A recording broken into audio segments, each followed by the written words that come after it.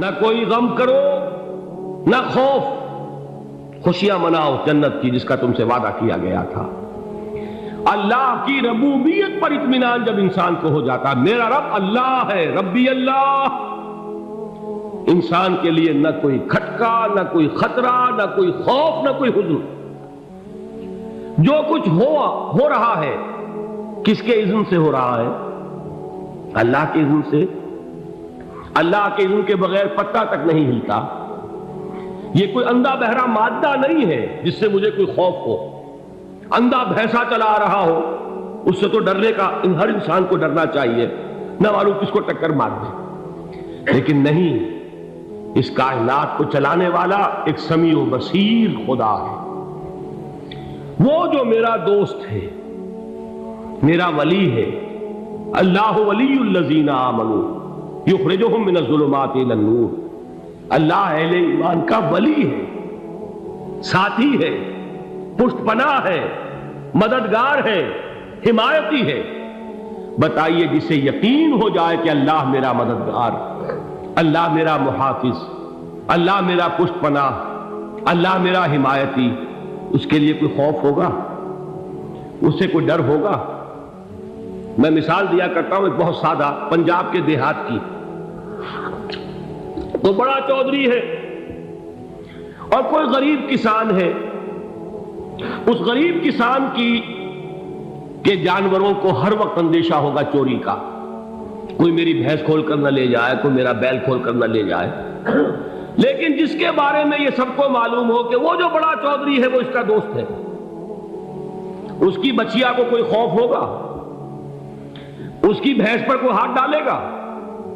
اسے کوئی اندیشہ ہوگا؟ نہیں۔ کیوں؟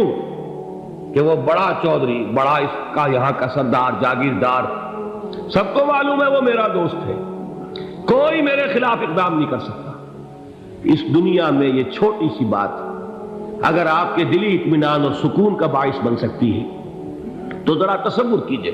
میں لفظ تصور استعمال کروں گا صرف اس لیے کہ اس کا ہم جس کو کہتے ہیں ادراک اور شعور کر نہیں سکتے، اگر کے ساتھ کر سکتے۔ اگر یقین ہو کہ اللہ میرا مددگار اور یقین ہو کہ اللہ ہر آن میرے ساتھ ہے، پھر کوئی خوف؟ کس کا خوف؟ کوئی شے اللہ سے بالا تر ہے؟ کوئی قوت اس سے زیادہ طاقتور ہے؟ کوئی اس کے ارادے کو بدلنے والا ہے؟ کوئی اس کی مشیت کے آڑے آنے والا ہے؟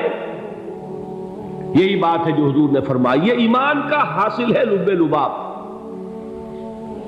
کہ دیکھو اچھی طرح اس بات کو ذہن نشین کر لو، اگر تمام انسان مل کر تمہیں کوئی نقصان پہنچانا چاہے نہیں پہنچا سکتے، مگر جو کچھ اللہ نے لکھ دیا ہو، اور تمام انسان مل کر تمہیں کوئی نفع پہنچانا چاہے نہیں پہنچا سکتے، مگر وہ شے جو اللہ نے طے کر دی۔ آپ پھر میں کہوں گا ذرا طاری کیجئے، اسے فرض کیجئے، اسے سوچئے۔ اگر اس حدیث پر ہمارا دل ٹھکا ہوا ہو تو کسی سے ڈر ہوگا؟ یہ مجھے نقصان نہ پہنچا دے، یہ میری رپورٹ خراب نہ کر دے، یہ میری انکریمنٹ نہ رکوا دے، یہ میرا یہ نہ بگاڑ دے، یہ میرے یہ نقصان نہ پہنچا دے۔ اس کا ڈر، اس کا ڈر، اس کا خوف، اس کی خوشامد، اس کے لیے جا کر طرح طرح سے اپنی عزت نفس کو ذلیل کروانا اس کے سامنے، یہ سب کچھ کیوں کرتا ہے انسان؟ جب سمجھتا ہے کہ اس کے ہاتھ میں میرا کوئی نفع ہے، اس کے ہاتھ میں میرے لیے کوئی ضرر ہے، یہ مجھے کوئی غضب پہنچا سکتا ہے، یہ مجھے کوئی نقصان پہنچا سکتا ہے، یہ میرا کوئی کام بنا سکتا ہے، یہ میری کوئی ضرورت پوری کر سکتا ہے، اسی کا نام شرک ہے۔ جہاں آپ نے یہ سمجھا کہ غیر اللہ کے اندر کوئی طاقت موجود ہے، وہی شرک ہے۔ بتوں سے تجھ کو امیدیں، خدا سے نو امیدی، مجھے بتا تو صحیح اور کافری کیا ہے؟ شرک تو یہ ہے۔ جس پر بھی تمہیں یہ خیال ہے، کلمہ ہے یہ کلمہ سوم، لا حول ولا قوت الا باللہ، ذرا اس پر دل کو کبھی اگر آپ تصور کریں، پھر فرض کریں، دل ٹھک جائے اس پر، کوئی طاقت نہیں۔ یہی بات تھی جو شیخ عبد القادر جیلانی رحمۃ اللہ علیہ نے اپنی وصیت میں اپنے بچے سے کہی۔ 11ویں دینے والے ہیں، لیکن حضرت شیخ عبد القادر جیلانی کی وصیت اور تعلیمات کو کتنے لوگ ہیں تم جانتے ہو؟ یہ جن مقامات تک پہنچے ہیں وہ کس چیز کی بدولت پہنچے؟ انہوں نے جو پیغام دیا وہ کیا تھا؟ اے میرے بچے، جس طریقے سے قرآن مجید میں حضرت لقمان کی نصیحتیں جو ہے نقل کر دی گئی ہیں، میں یہ عرض کروں گا بالفرض اگر قرآن حضرت عبد القادر جیلانی کے بعد نازل ہوا ہوتا تو شیخ عبد القادر کی یہ نصیحتیں بھی قرآن میں درج ہوتی۔ اتنی اونچی نصیحتیں ہیں۔ اے میرے بچے، اس حقیقت کو ذہن نشین کر لے، لا فاعل فی الحقیقت ولا مؤثر الا اللہ۔ اس کائنات میں نہ کوئی فاعل حقیقی ہے نہ مؤثر حقیقی ہے سوائے اللہ۔ کسی شے میں کوئی تاثیر نہیں اگر اللہ نہ چاہے۔ آگ جلا نہیں سکتی اگر اللہ نہ چاہے، پانی ڈبو نہیں سکتا اگر اللہ نہ چاہے، زہر ہلاک نہیں کر سکتا اگر اللہ نہ چاہے، کوئی چیز فائدہ نہیں پہنچا سکتی اگر اللہ نہ چاہے۔ تو در در پہ کیوں سر جھکاتے ہو؟ در در پر کیوں جبیں سائی کرتے ہو؟ سب کے سامنے کیوں ہاتھ پھیلاتے ہو؟ ایک اللہ سے مانگو، ایک اللہ کے سامنے زمین پر اپنی جبین رکھو۔ لا فاعل فی الحقیقت ولا مؤثر الا اللہ۔ نظر آتا ہے ہمیں کہ پانی پیاس بجھا دیتا ہے، پیاس بجھانے کی صلاحیت پانی میں نہیں ہے، اللہ کے اذن سے۔ کھانا بھوک مٹا دیتا ہے، بھوک مٹانے کی صلاحیت کھانے میں نہیں ہے، اذن رب میں ہے۔ دیکھیے یہی یقین تھا حضرت موسیٰ علیہ السلام کا واقعہ یاد کیجئے۔ سامنے سمندر آ گیا ہے، قوم دیکھتی ہے پیچھے کہ گرد و غبار کا طوفان ہے۔ معلوم ہوا کہ فرعون اپنے لشکر سمیت آ گیا۔ لشکر جب چلتا تھا تیز رفتاری کے ساتھ تو گرد و غبار کا جو طوفان اٹھتا تھا اس کا تصور کیجیے، اور لمحہ بلمحہ وہ قریب آ رہا ہے۔ پوری قوم نے کیا کہا؟ اے موسیٰ انا لمدرکون، اے موسیٰ ہم کو پکڑے گئے۔ قرآن مجید نے تو یہاں وہ باتیں نہیں لکھی ہیں، لیکن تورات میں یہ درج ہے کہ بنی اسرائیل جھگڑنے لگے، دست و گریبان ہو گئے موسیٰ کے ساتھ۔ موسیٰ نے یہاں مروایا لا کر، اس سے تو ہم ہی بہتر تھے، وہاں کھانے کو ملتا تھا، زندگی تو تھی، بیگار ہم کر رہے تھے، موت تو نہیں تھی۔ اب جو کچھ ہوگا اس کا تصور کرو، جس طریقے سے ہمارے ٹکڑے اڑائے جائیں گے۔ تو لڑ رہے ہیں حضرت موسیٰ علیہ السلام سے۔ یہ تورات کی تفصیل ہے، قرآن میں صرف اتنا آیا ہے، پریشان ہو کر انہوں نے کہا انا لمدرکون، موسیٰ ہم کو پکڑے گئے۔ اس وقت موسیٰ کا جواب کیا ہے؟ کلا ان معی ربی سیہدین، نہیں، میرے ساتھ میرا رب ہے، وہ راستہ دے گا۔ بتائیے کہاں راستہ نظر آ رہا ہے؟ یہ ہے ایمان بالغیب۔ راستہ نظر نہ آئے تب اللہ پر یقین ایمان ہے۔ جیب میں پیسے ہوں اور تب دل کو اطمینان ہے تو ایمان کس پر ہوا؟ پیسے پر، اللہ پر نہیں۔ جب وسائل و ذرائع نہ ہو اور پھر یقین ہو کہ اللہ مسبب الاسباب ہے، وہ اسباب کا پابند نہیں ہے، وہ اسباب کا محتاج نہیں ہے، اسباب اس کے محتاج ہے۔ اگر یہ یقین ہے تو اللہ پر ایمان ہے، یہ نہیں ہے تو تمہارا ایمان اسباب پر ہے، وسائل پر ہے، ذرائع پر ہے، مادیات پر ہے، اللہ پر نہیں۔ اس وقت کہاں راستہ تھا؟ کوئی راستہ تھا؟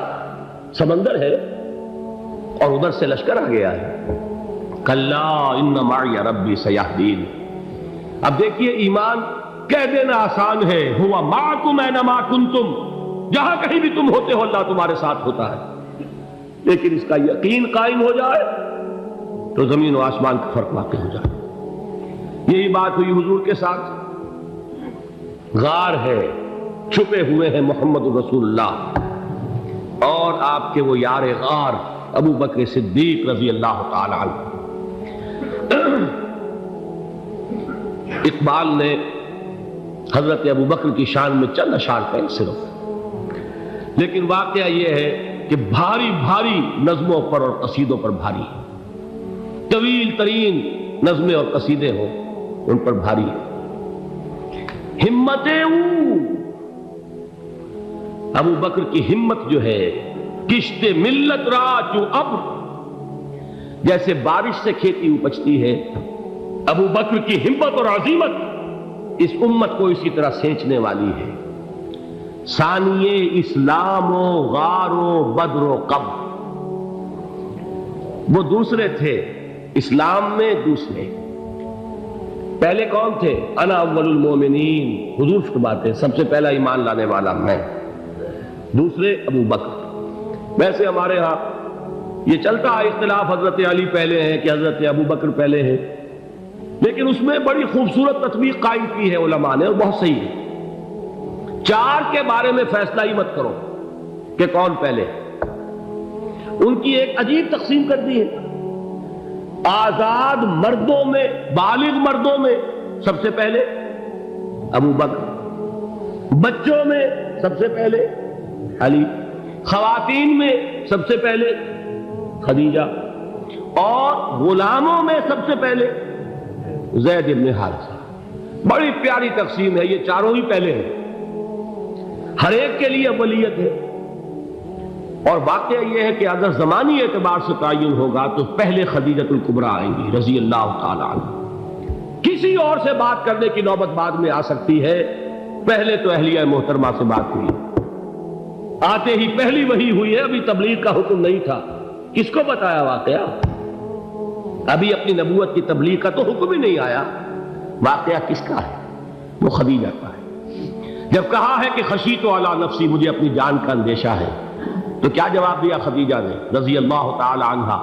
وہ صدیقۃ الکبریٰ ہے، صدیقات جو ہے خواتین ان میں چوٹی پر خدیجۃ الکبریٰ ہے رضی اللہ تعالی عنہا، اور صدیق جو مرد ہیں ان میں صدیق اکبر ہے ابو بکر صدیق رضی اللہ تعالی عنہ، لیکن صدیقات میں چوٹی پر۔ جب حضور نے فرمایا خشیت علی نفسی، کیا فرمایا، کیا عرض کیا، کیسے تسلی دی؟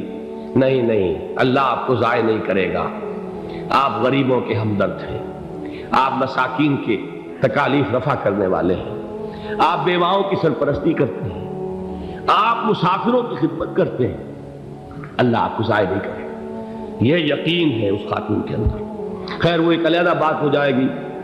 میرے دل پر حضرت خدیجہ رضی اللہ تعالیٰ عنہ کی شخصیت کا بڑا گہرا نقش ہے، جو وہ کوئی اور ہی وقت اور موقع ہوا تو بیان ہوگا۔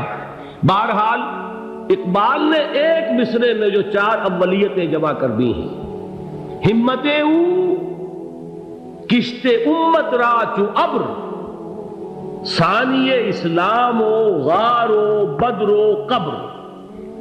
اسلام میں حضور کے بعد پہلے کون؟ ابو بکر۔ غار میں حضور کے ساتھ کون؟ ابو بکر۔ بدر کی رات اللہ کا رسول سربسجود وہ جھاڑ، وہ گھاس پھوس کی جو جھوپڑی بنائی گئی تھی، اور وہاں تلوار ننگی لے کر پہرا دینے والا کون؟ ابو بکر۔ اور اس حجرہ عائشہ میں محمد کے بعد سب سے پہلے دفن ہونے والا کون؟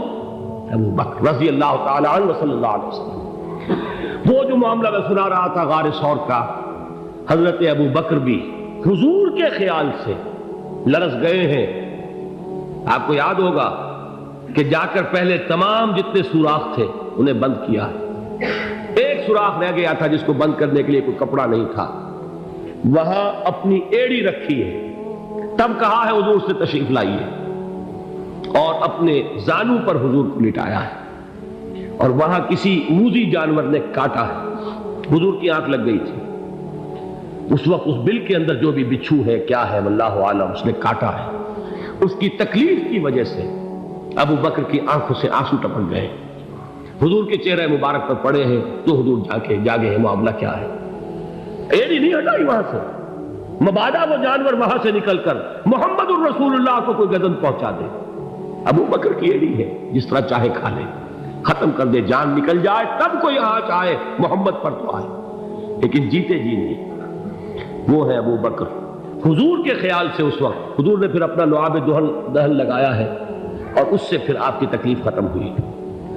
جیسے خیبر میں حضرت علی کی آنکھ دکھ رہی تھی، اس کو جو شفا حاصل ہوئی ہے وہ بھی حضور کے لعاب دہن سے ہوئی۔ تو بہرحال اس وقت انہوں نے کہا ہے کہ اے نبی یا رسول اللہ، اگر اس وقت ان میں سے کسی نے غیر ارادی طور پر بھی اپنے قدموں کی طرف جھانک لیا تو پکڑے جائیں گے، کیا جواب تھا اللہ کے رسول کا؟ لا تحزن ان اللہ معنا، اللہ ہمارے ساتھ ہے، کیوں گھبراتے ہو ابو بکر؟ یہ ہے ایمان باللہ، میرا مالک اللہ، میرا رازق اللہ، میرا محافظ اللہ، میرا مددگار اللہ، میرا پشت پناہ اللہ، میرا دوست اللہ۔